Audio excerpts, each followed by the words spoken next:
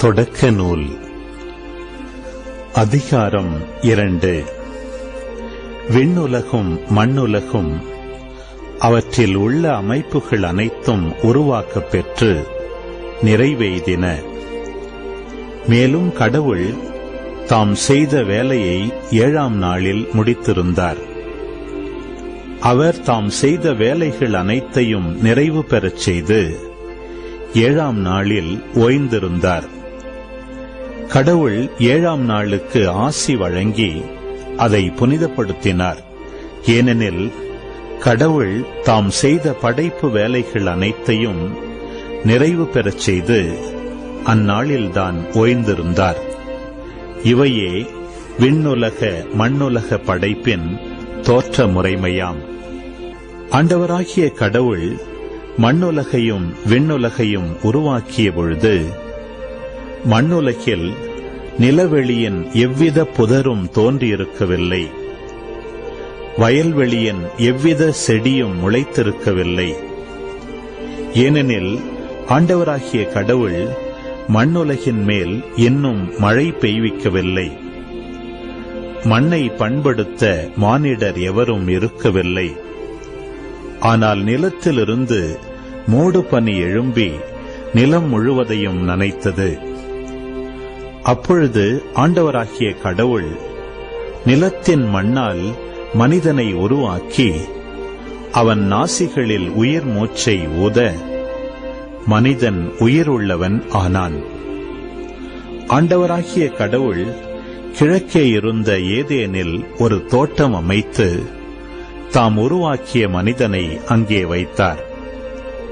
ஆண்டவராகிய கடவுள் கண்ணுக்கு அழகானதும் உண்பதற்கு சுவையானதுமான எல்லா வகை மரங்களையும், தோட்டத்தின் நடுவில் வாழ்வின் மரத்தையும், நன்மை தீமை அறிவதற்கு ஏதுவான மரத்தையும் மண்ணிலிருந்து வளரச் செய்தார். தோட்டத்திற்குள் நீர் பாய்வதற்காக ஏதேனிலிருந்து ஆறு ஒன்று ஓடிக்கொண்டிருந்தது.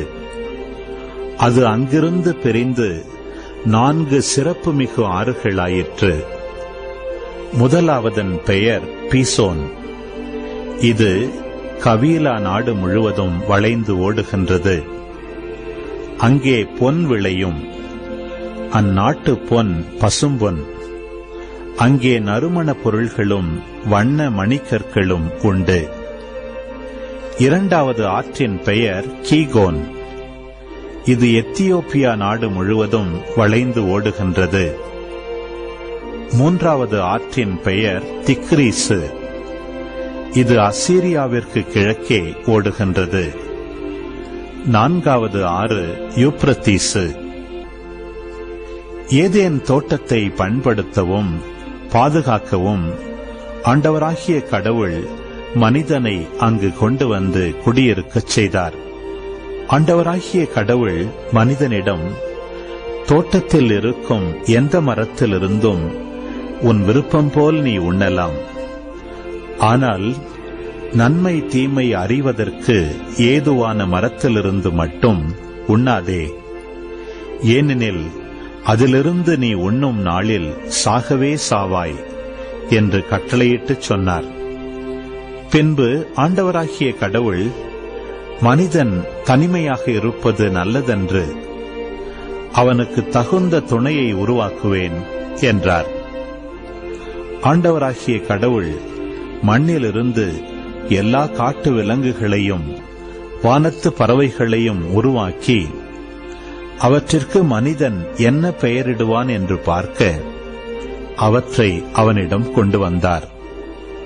உயிருள்ள ஒவ்வொன்றுக்கும் அவன் என்ன பெயரிட்டானோ அதுவே அதன் பெயராயிற்று.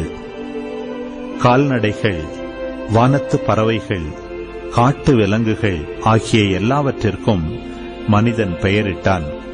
தனக்கு தகுந்த துணையையோ மனிதன் காணவில்லை. ஆகவே ஆண்டவராகிய கடவுள் மனிதனுக்கு ஆழ்ந்த உறக்கம் வரச் செய்து, அவன் உறங்கும் பொழுது அவன் விலா எலும்பு ஒன்றை எடுத்துக்கொண்டு எடுத்த இடத்தை சதையால் அடைத்தார். ஆண்டவராகிய கடவுள் தாம் மனிதனிடமிருந்து எடுத்த விலா எலும்பை ஒரு பெண்ணாக உருவாக்கி மனிதனிடம் அழைத்து வந்தார். அப்பொழுது மனிதன், இதோ இவளே என் எலும்பின் எலும்பும் சதையின் சதையும் ஆனவள், ஆணிடமிருந்து எடுக்கப்பட்டதால் இவள் பெண் என்று அழைக்கப்படுவாள் என்றான். இதனால் கணவன் தன் தாய் தந்தையை விட்டுவிட்டு தன் மனைவியுடன் ஒன்றித்திருப்பான். இருவரும் ஒரே உடலாயிருப்பர். மனிதன், அவன் மனைவி ஆகிய இருவரும் ஆடையின்றி இருந்தனர். ஆனால் அவர்கள் வெட்கப்படவில்லை.